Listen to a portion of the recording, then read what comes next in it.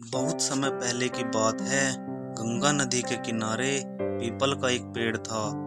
पहाड़ों से उतरती गंगा पूरे वेग से बह रही थी कि अचानक पेड़ से दो पत्ते नदी में आ गिरे। एक पत्ता आड़ा गिरा और एक पत्ता सीधा गिरा। जो पत्ता आड़ा गिरा वह अड़ गया, कहने लगा, आज चाहे जो हो जाए मैं इस नदी को रोक कर ही रहूंगा, चाहे मेरी जान ही क्यों न चली जाए, मैं इसे आगे नहीं बढ़ने दूंगा। वह जोर जोर से चिल्लाने लगा, रुक जा गंगा, रुक जा गंगा, अब तू और आगे नहीं बढ़ सकती, मैं तुझे यहीं रोक दूंगा। पर नदी तो बढ़ती ही जा रही थी।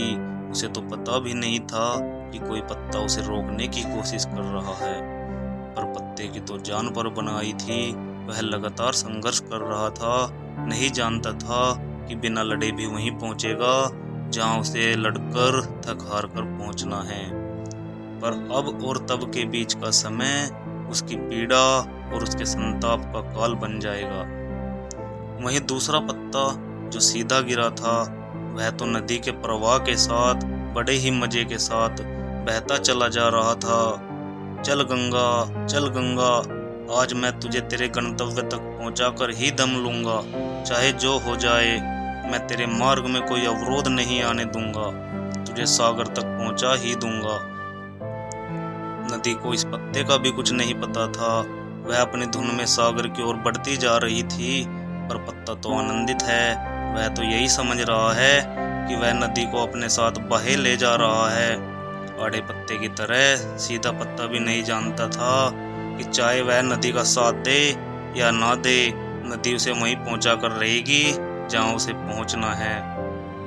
पर अब और तब के बीच का समय उसके सुख और उसके आनंद का काल बन जाएगा। जो पत्ता नदी से लड़ रहा है, उसे रोक रहा है, उसकी जीत का कोई उपाय संभव नहीं है। और जो पत्ता नदी को बहाए ले जा रहा है, उसकी हार का कोई उपाय संभव नहीं है। ओशो कहते हैं, इस फ्रीडम का प्रयोग आप सर्वशक्तिमान की इच्छा से लड़ने में कर सकते हैं, और तब जीवन उस आड़े पत्ते के जीवन की तरह दुख और संताप के अलावा और कुछ नहीं होगा।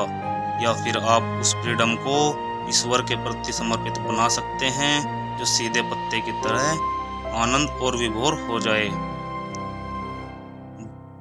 व्यक्ति ब्रह्म की इच्छा के अतिरिक्त कुछ नहीं कर पाता है, लेकिन लड़ सकता है, इतनी स्वतंत्रता है।